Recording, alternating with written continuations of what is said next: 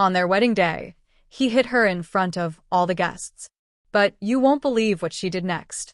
This story will leave you speechless. Hey, where are you watching us from today? Let me know in the comments. And don't forget to like, share, and subscribe to the channel for more inspiring stories. Emily stood poised at the top of the grand marble staircase, a vision of elegance in her couture wedding gown. The silk fabric clung to her form like a second skin, its intricate embroidery shimmering under the soft glow of the crystal chandeliers. The guests below, a sea of designer dresses and tailored tuxedos, watched her descent with hushed admiration, their whispered compliments only amplifying her aura of perfection. Yet, behind the serene facade, her heart hammered against her ribs, each beat a plea for escape. She gripped the railing tighter, her manicured nails digging into the cool surface as if it could anchor her against the storm raging within. Richard, her husband-to-be and the man of the hour, waited at the bottom of the staircase, his smile sharp and calculated. His presence dominated the room effortlessly, his broad shoulders and perfectly styled hair a testament to his meticulous nature.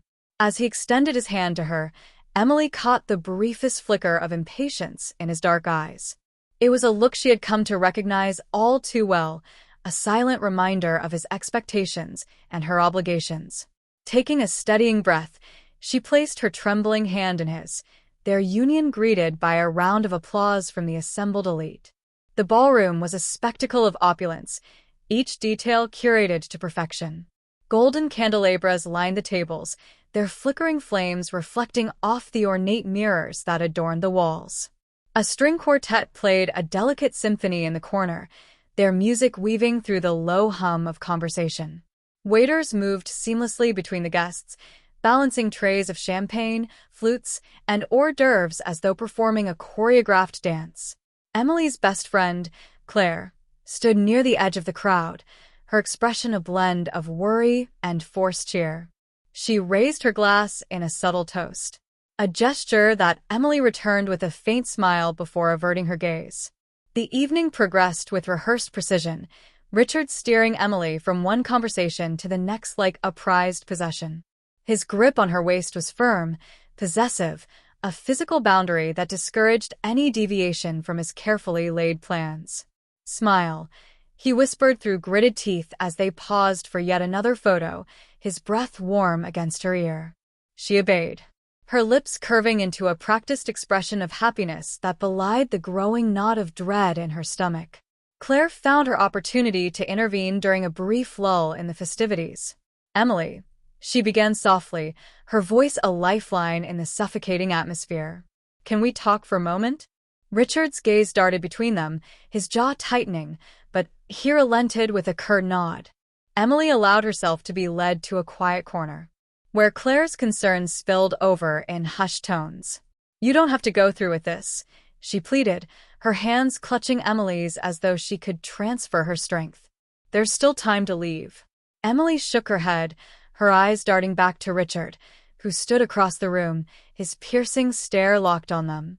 "I can't, Claire," she whispered, her voice breaking. "You know what's at stake, my family, everything depends on this." Claire's expression darkened, her frustration evident, but she didn't press further. Instead, she squeezed Emily's hands once more before stepping back, her silence a bitter acknowledgement of her friend's resolve. As the night wore on, Emily's tension grew almost unbearable. The mask of perfection she wore felt like it might crack under the weight of her reality. The laughter and chatter around her became a distant hum, her focus narrowing to the confines of her gilded cage. When Richard caught her wandering gaze and tightened his grip on her arm, she knew there was no escape. Not tonight, and perhaps not ever. The celebration that should have been her fairy tale felt more like the prologue to a tragedy. The morning sunlight spilled through the floor-to-ceiling windows of the bridal suite, casting an ethereal glow on the array of delicate lace and scattered jewelry. Emily sat before the vanity, her reflection a ghostly image. The night had passed in fragments of shallow breaths and restless tossing. Her eyes, ringed with faint shadows, told the story of sleepless hours spent questioning every choice that had led her here. As the makeup artist dabbed concealer under her lashes, Emily's mind wandered to a different time, a different place. Years ago, there had been laughter, a sound so foreign now that it felt almost mythical. She remembered Michael, boy with sun-kissed hair and a grin that could light up the dimmest corners of her world.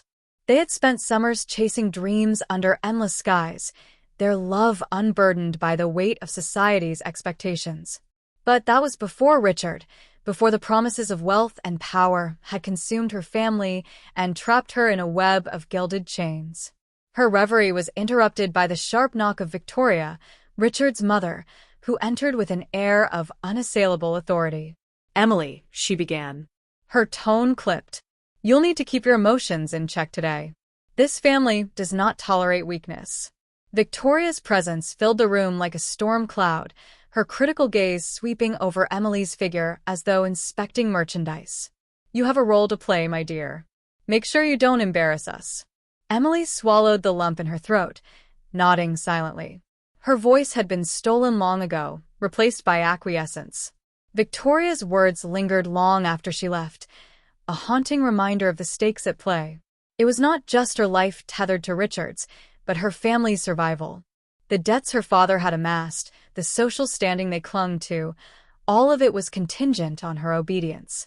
The ceremony itself was a blur of vows spoken on autopilot and applause that sounded more like thunderclaps.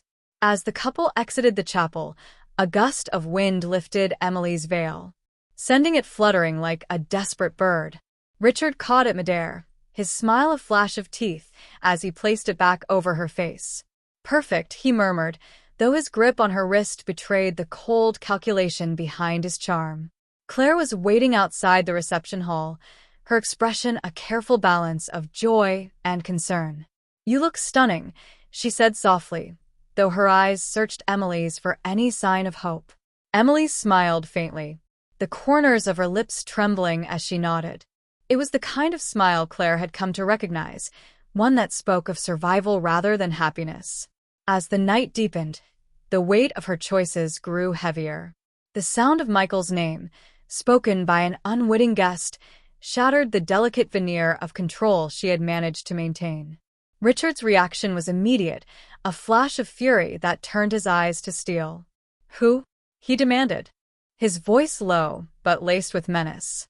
The guest faltered, realizing their misstep, but the damage was done. The confrontation was swift and brutal. Richard grabbed Emily's arm, dragging her onto the dance floor under the guise of a waltz. His fingers dug into her skin, and his whispered words were venomous. "Don't you dare humiliate me like this again," he hissed, his breath hot against her cheek. When she faltered, his hand struck her face, a quick, sharp blow that silenced the room. The collective gasp of the crowd echoed in her ears as she stumbled, her vision blurring with tears. The aftermath of Richard's public outburst was as chilling as the act itself. The ballroom descended into an uneasy silence, broken only by the awkward clearing of throats and the clinking of glasses. Emily's cheek burned where his hand had landed, but it was the searing humiliation that brought her to the brink of collapse. She felt every eye in the room boring into her, their judgment heavy with a mixture of pity and disdain. Richard, ever the master of appearances, quickly pivoted, his arms snaking around her waist in a display of contrition. "Ladies and gentlemen," he announced with a smile that didn't reach his eyes, "my apologies for the scene. Weddings, as you know, can be quite stressful." A few polite chuckles rippled through the crowd, but the tension remained palpable. Claire wasted no time. She slipped through the throng of guests to Emily's side, her hand a steadying presence on her friend's back. "You're coming with me," she whispered firmly, ignoring the way Richard's gaze narrowed in warning. Emily allowed herself to be guided toward a quieter corner of the mansion, her legs trembling beneath her. "What happened tonight cannot happen again," Claire said, her voice low but charged with fury. "This is not love, Emily. It's control. It's abuse." Emily looked down at her hands, her wedding ring catching the light in a mocking display of permanence. "I know," she whispered, her voice barely audible. "But what can I do? Where would I go?" Her words hung heavy in the air, a testament to the chains she felt bound by. Richard found them moments later, his demeanor icy but composed. "Emily," he said, his voice clipped, "we have guests waiting."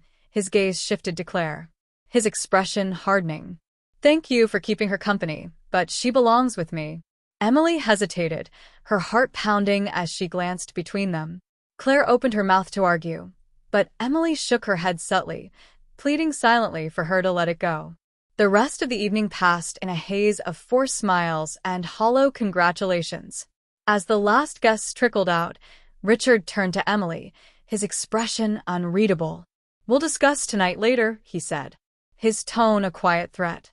Emily nodded. The fight drained from her and followed him upstairs to the marital suite. Alone in the suffocating silence of the room, Emily allowed herself to cry. Each tear that fell was a release, a tiny rebellion against the life she had been forced to accept. The echoes of Michael's name, the sting of Richard's hand, and Claire's desperate pleas swirled in her mind, a cacophony of pain and possibility. Somewhere deep within her, a spark of defiance flickered. It was faint, but it was there. A fragile hope that maybe, just maybe, there was still a way out. The mansion was eerily quiet the morning after the wedding. Emily woke to the sound of her own shallow breaths, her chest rising and falling in a rhythm that betrayed her anxiety. The events of the previous night played on a relentless loop in her mind. The gasps, the whispers, the sting of Richard's hand. She touched her cheek reflexively, the tenderness a physical reminder of the public humiliation she had endured. The light streaming through the gauzy curtains did little to lift the weight pressing down on her chest. She descended the grand staircase with hesitant steps, her heels clicking softly against the polished marble. The staff moved efficiently, their expressions neutral, but Emily could feel the invisible threat of judgment in their avoidance of her gaze. The dining room table was set for two, a tableau of perfection that mocked the chaos within her.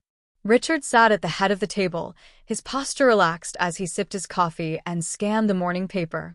"Good morning," he said without looking up, his tone deceptively calm. Emily murmured a reply, her voice barely audible, and took her seat. The silence between them was heavy, punctuated only by the clink of silverware against porcelain. When Richard finally folded his paper and turned his gaze to her, his eyes were cold. "We need to discuss your behavior last night," he began, his voice measured. "You embarrass me, Emily, in front of everyone." Her stomach churned as she fumbled for a response. "I didn't mean to," she started, but he cut her off with a sharp gesture. "Intentions don't matter, perception does. You will need to be more careful moving forward." His words were a thinly veiled warning, his tone making it clear that any further transgressions would not be tolerated. Claire arrived unannounced that afternoon, her presence a breath of fresh air in the suffocating atmosphere of the house. "I needed to see you," she said, her voice low as she pulled Emily into a tight embrace. "Are you okay?" Emily hesitated, her eyes darting toward the closed doors of the sitting room where Richard worked. "I'm fine," she lied, her smile brittle, but Claire's sharp gaze saw through the facade. They retreated to the garden, a sprawling oasis of roses and fountains that felt worlds away from the tension inside the mansion. "You don't have to live like this," Claire urged, her voice filled with urgency. "There are options, Emily. There are people who can help." Emily shook her head, her fingers twisting the fabric of her dress. "It's not that simple," she whispered. "You don't understand what's at stake."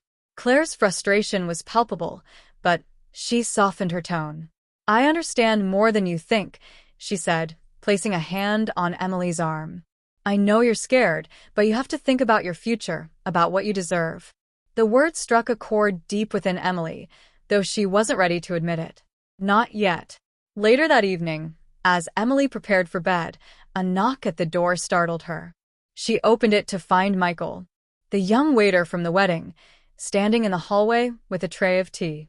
His presence was unexpected, but the warmth in his eyes offered a strange comfort.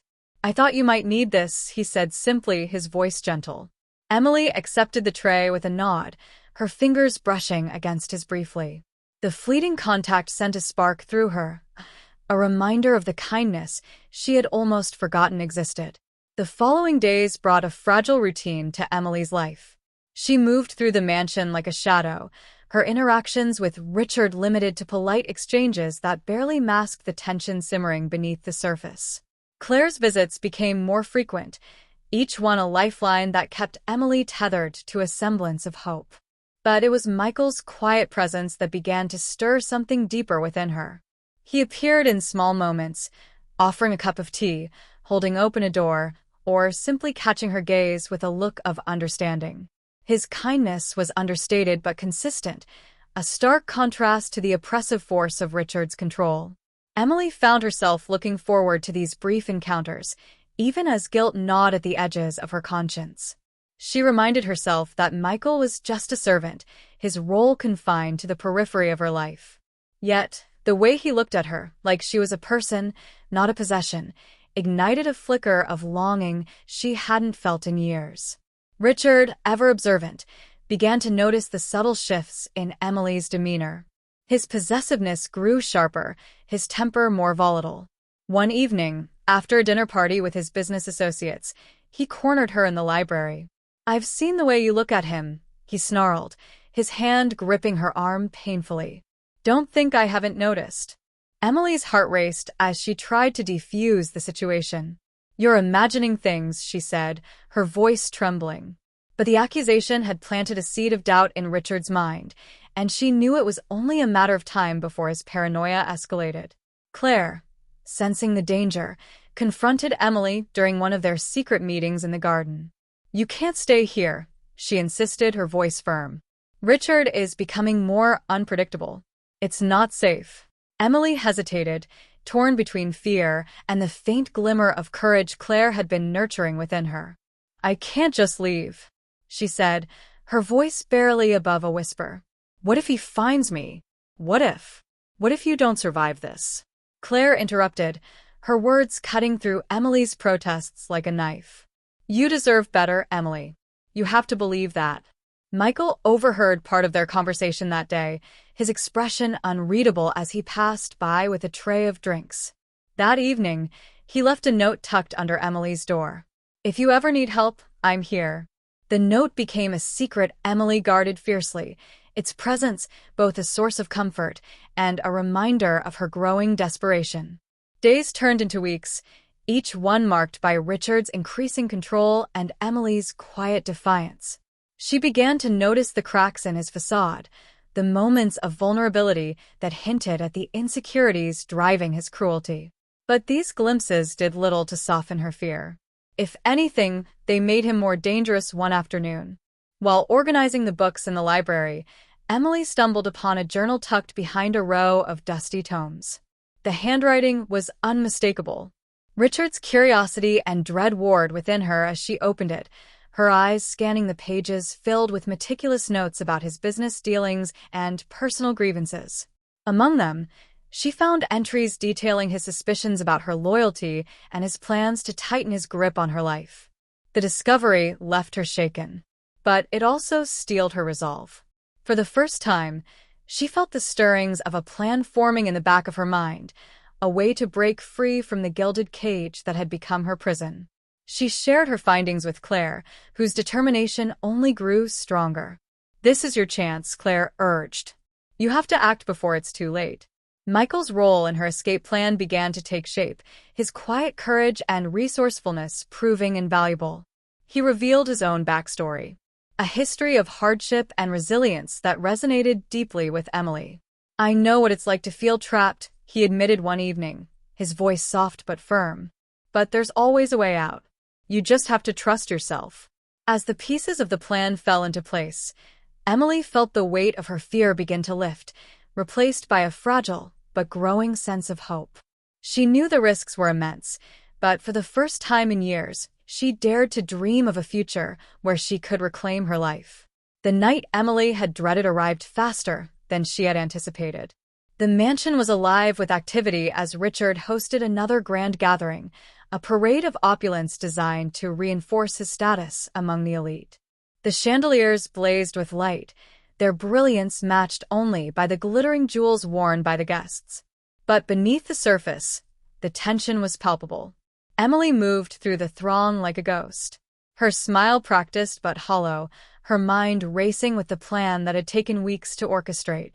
Michael's note burned in her pocket, a tangible reminder of the lifeline she had been given. Claire had been instrumental in coordinating the details, her loyalty unwavering despite the risks. Tonight, everything would come to a head. Emily knew there was no turning back. Failure was not an option. Richard, ever vigilant, seemed to sense the shift in her demeanor. His gaze followed her with a possessive intensity, his hand finding her arm at every opportunity as if to remind her of his control. "Stay close," he murmured at one point, his voice laced with warning. Emily nodded, the weight of his grip a physical manifestation of the chains she was preparing to break.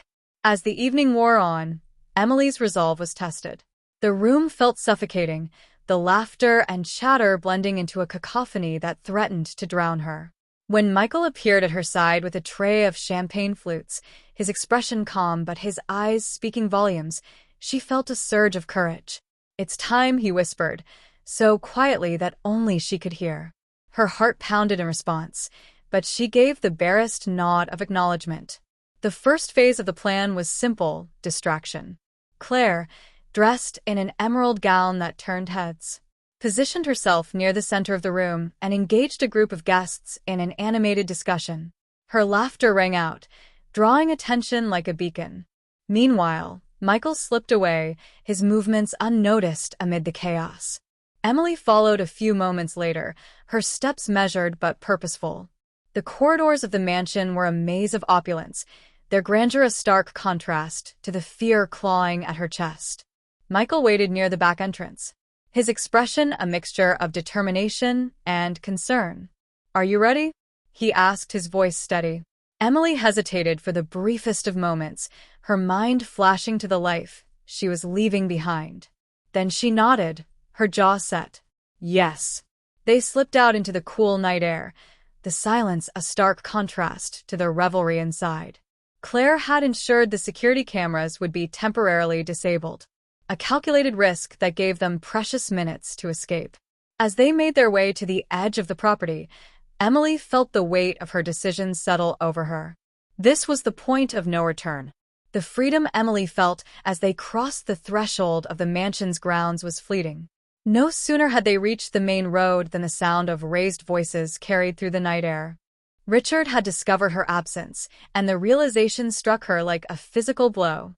Her pulse quickened as she glanced at Michael, whose calm demeanor belied the urgency of their situation. "We have to keep moving," he said, his hand finding hers. Emily allowed herself to be guided, her heels slipping on the gravel as they made their way toward a waiting car parked discreetly in the shadows. Claire had arranged the vehicle, its driver a trusted ally who understood the stakes. As they climbed inside, the adrenaline coursing through her veins gave way to a deep, gnawing fear. "What if he finds us?" she whispered, her voice trembling. Michael's gaze met hers, steady and reassuring. "Then we'll deal with it," he said simply. "But you're not going back. Not tonight. Not ever." His words carried a conviction that bolstered her resolve, and she nodded, swallowing the lump in her throat. The car sped through the darkened streets, each passing second a victory against the life she had left behind. But Emily knew the fight was far from over. Richard's reach was long, his resources vast. The thought of his retribution was a shadow that loomed over her, a reminder that freedom would not come easily. Back at the mansion, chaos reigned. Richard's fury was palpable, his shouts echoing through the grand halls as he demanded answers. Victoria, ever the enabler, attempted to calm him, her voice a steady stream of reassurances. "She'll come back," she said confidently. "She has nowhere else to go." But Richard's rage was uncontainable, his pride wounded in a way that demanded vengeance. Claire, meanwhile, played her part with practiced ease. She feigned ignorance, her demeanor cool and collected as she deflected Richard's accusations. "Perhaps she needed some air," she suggested, her tone deliberately nonchalant, but inside, her heart raced with fear for her friend. She knew the danger was far from over. As the car pulled into the driveway of a safe house on the outskirts of the city, Emily felt a wave of relief wash over her. The modest home was a far cry from the mansion she had fled, but it was a sanctuary, a place where she could begin to rebuild. Michael helped her inside, his hands steady on her back as she crossed the threshold. "You're safe now," he said softly. But Emily knew the journey ahead would be anything but easy. The days that followed were a blur of anxiety and adjustment. The safe house was quiet, its simple furnishings a stark contrast to the opulence Emily had grown accustomed to. But it was the silence she struggled with most. The absence of Richard's presence, oppressive as it was, left a void that felt almost disorienting. She spent hours staring out the window, her thoughts a whirlwind of what-ifs and whys. Michael proved to be an anchor in the storm, his steady presence a source of comfort. He busied himself with practicalities, securing supplies, making calls, and ensuring the safe house remained undiscovered. But it was his quiet understanding that meant the most. He never pushed, never demanded answers she wasn't ready to give. Instead, he listened, his silence a reassurance that she wasn't alone. One evening, as they sat in the dimly lit living room, Emily finally broke the silence. "I don't know who I am anymore," she admitted, her voice barely above a whisper. Michael looked at her, his expression thoughtful. "You're someone who found the strength to leave," he said gently. "That's a start." His words stayed with her, a seed of hope that began to take root. Over the next few days, she began to share pieces of her story. The isolation, the control, the fear. Each revelation was a release. A shedding of the chains that had bound her for so long. And in turn, Michael shared his own past, a life marked by hardship and loss, but also by resilience. But even as Emily began to reclaim pieces of herself, the threat of Richard loomed large. She knew he wouldn't rest until he found her, his need for control driving him to extremes. The fear was a constant undercurrent, a reminder that her freedom had come at a cost. Yet for the first time in years, Emily felt a spark of something she hadn't dared to hope for, possibility. The safe house had become a fragile haven for Emily, a space where she could begin to piece together the fragments of her identity. But the tranquility was marred by an ever-present tension. Richard's pursuit loomed in the background like a storm gathering on the horizon. Michael and Claire worked tirelessly to ensure her safety, their dedication forming a shield against the encroaching darkness. Emily spent her days grappling with her fears, her mind oscillating between the past she had escaped and the uncertain future ahead. Michael introduced her to a support group for survivors of abuse, a place where stories like hers were met with understanding rather than judgment. It was in one of these meetings that Emily found the courage to speak. Her voice, though shaky at first, grew steadier as she shared her story. Each word was a release, a small act of defiance against the silence Richard had imposed on her. Claire brought news of Richard's escalating desperation. His network of private investigators was combing the city, their inquiries growing bolder with each passing day. "He's not giving up," Claire warned, her tone heavy with concern. "You need to be prepared for anything." The weight of her words settled over Emily, but rather than breaking her resolve, they strengthened it. She realized that running would only take her so far. At some point, she would have to confront the man who had stolen so much from her. Michael sensed the shift in her, his encouragement subtle but unwavering. "You've come so far," he said one evening as they sat by the fire. "You don't have to face him alone. But if you do, know that we'll be here for you." His words planted a seed of determination within her. She began to imagine a different kind of future, one where she wasn't defined by fear, but by the choices she made for herself. The opportunity for confrontation came sooner than expected. A knock at the door shattered the quiet one afternoon, sending a ripple of tension through the house. Claire peered through the curtains, her expression darkening. "It's one of his people," she said, her voice low. Emily's heart raced as she considered her options. Michael placed a reassuring hand on her shoulder. "You don't have to open the door," he said gently, but Emily shook her head. "No," she replied, her voice firm. "It's time." Emily stood in the doorway, her heart pounding as she faced the man sent to find her. He was tall and imposing, his suit impeccable, but his demeanor lacked the subtle menace she had come to associate with Richard. "Mrs. Wallace," he began, his voice calm but insistent. "Your husband is very concerned for your safety. He's asked me to bring you home."